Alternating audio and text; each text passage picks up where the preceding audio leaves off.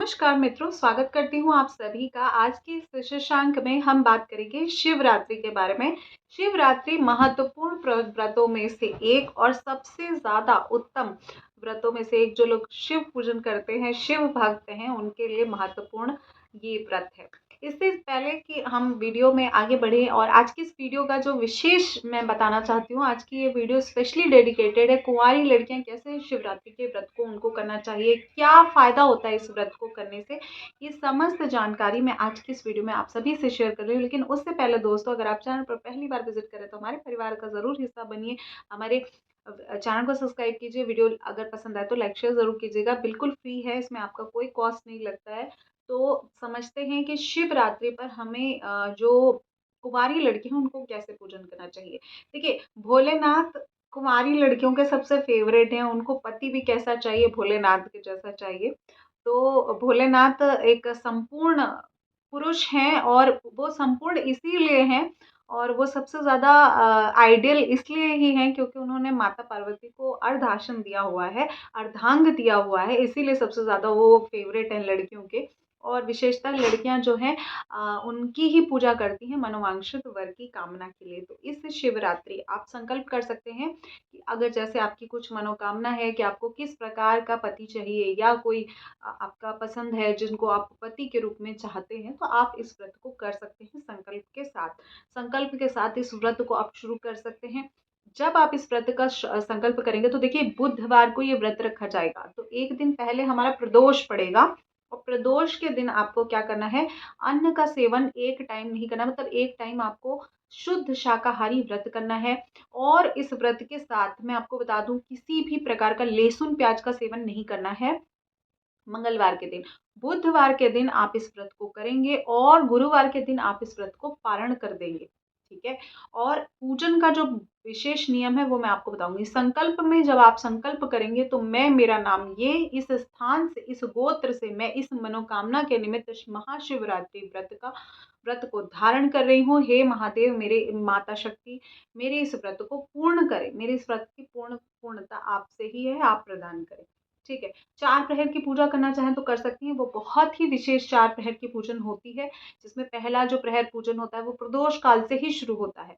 और इस बार जो प्रदोष काल है ना, वो शिवरात्रि का जो दिन है वो बुधवार को ही मिल रहा है। ठीक है। तो इसीलिए हम प्रहर पूजन करेंगे। तो भोलेनाथ का 4 तरह से 4 प्रहर की पूजा की जाती है।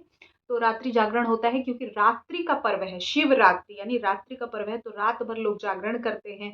बहुत सी जगहों पर भगवान शिव की बारात निकलती है, लोग इस तरह से पूजन इत्यादि करते हैं। तो आप देख लीजिए, अब कुछ लोगों का ये होता है कि हम रात भर जाग नहीं सकते। क्यों नहीं जाग सकते? अगर घर में शादी होती है तो हम जागते ही हैं। तो शिवरात्रि जैसे महापर्व को हम कैसे उसको इग्नोर कर सकते हैं? मुझे तो लगता है कि उस दिन जाग सकते हैं। ठीक है। भोजन, भजन और समस्त चीज़ों को छोड़कर बहुत सिद्ध रात्रि है और उस दिन का महत्वपूर्ण लाभ भी हमें लेना चाहिए। देखिए, जो शिवरात्रि का व्रत होता है उसमें लड़कियां जितने भी प्रकार का, जैसे 4 प्रहर की पूजा होती है, मैं उसके बारे में आपको पहले बता दूं। सबसे पहले आप दूध से अभिषेक करते हैं, फिर उसके बाद दही से अभिषेक करते हैं। दूसरे प्रहर की पूजन होती है, वो रात्रि में होती है, अर्धरात्रि को।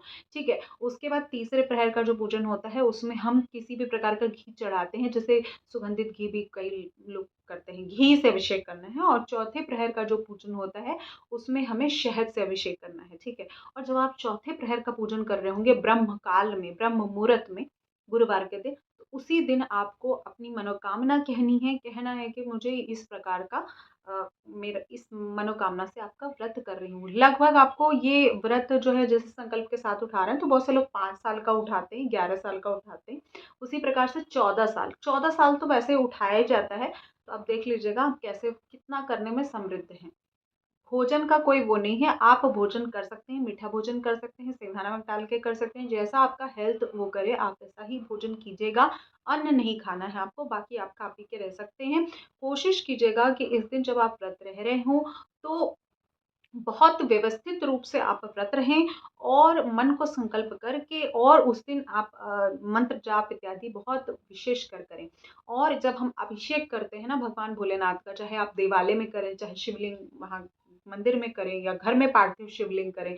और शिवलिंग से भी रिलेटेड बहुत प्रश्न थे कि स्फटिक का हम कर सकते हैं, घर में शिवलिंग रख सकते हैं कि नहीं, बहुत सारे प्रश्न। एक उसके रिलेटेड मैं वीडियो आपको ज़रूर शेयर करूँगी, शॉर्ट्स में भी शेयर कर दूँगी, किस प्रकार का करगा ऊपर होना चाहिए, नीचे होना चाहिए। तो इस तरह से जो रिलेटेड हैं वो मैं प्रश्न के आपको ज़रूर उत्तर दूँगी। और उससे भी पहले मैं आपको ये बता दूँ कि शिव पुराण अगर शिव भक्त है तो उसको श्रीमद् शिव पुराण को आपको अवश्य पढ़ना चाहिए। उससे आपको जो कन्फ्यूजन है वो दूर हो जाएगा, ठीक है? तो आप कहीं पे भी पूजन कर सकते हैं। श्रृंगी होती है, गाय के सींग के जैसी होती है श्रृंगी, और आगे जो है ना शेर का मुँह बना होता है, उससे भगवान का आप अभिषेक करें।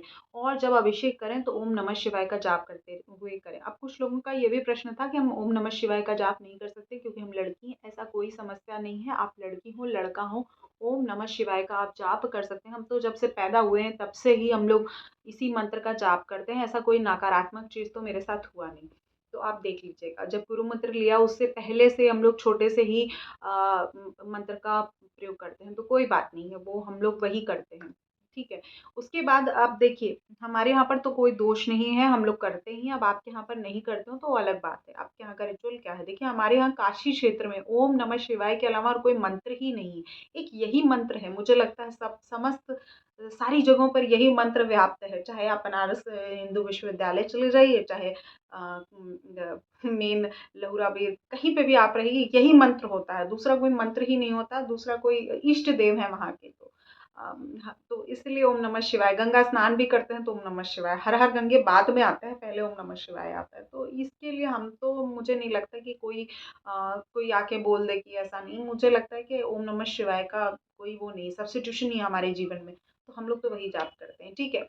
आप देख लीजिएगा, समस्त श्रृंगार का सामान, जितना आप श्रृंगार हो सके वो माता पार्वती को अर्पित कीजिए, अपनी मनोकामना कहते हुए, सिवाय सिंदूर के। एक सिंदूर माता को अर्पित करने का अधिकार केवल और केवल सुहागन स्त्री को होता है।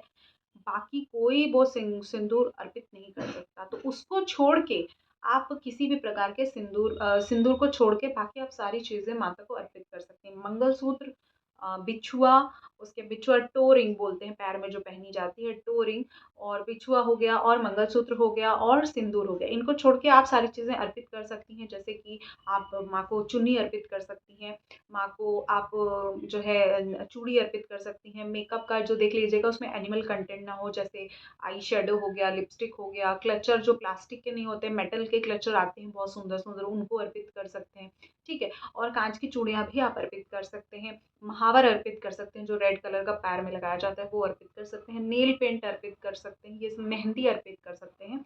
ये सारी चीज़ें माँ को आप अर्पित करें। भोलेनाथ को आपको एक लिस्ट मैंने शॉर्ट में भी शेयर करनी है, आप देख लीजिएगा कि हमें महाशिवरात्रि पर पूजन सामग्री हमारे पास क्या-क्या होना चाहिए, ठीक है? अगर आप बेल पत्र से अभिषेक करना चाहते हैं, मैं समस्त कुँवारी लड़कियों को बोलना चाहूँगी कि वो बेल पत्र से भोलेनाथ का अभिषेक करें।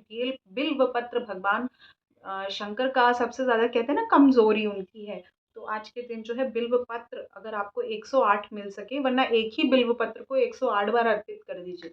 एक बेल पत्र को चढ़ाया, फिर हटा लिया थोड़ी देर बाद, फिर उसको गंगा जल से धो के दोबारा चढ़ा दिया, फिर तिबारा चढ़ा दिया। तो 108 बार आपको अपनी मनोकामना कहते हुए, ओम नमः शिवाय का जाप करते हुए आपको बेल पत्र अवश्य चढ़ाना चाहिए। 3 के क्रम में बेल पत्र होगा, आप चढ़ा सकते हैं। इस व्रत को आप इस साल उठा सकते हैं, बिल्कुल उठा सकते हैं। अगर आपके विवाह में कोई भी समस्या आ रही है, तो आप इस व्रत को अवश्य करें। ठीक है?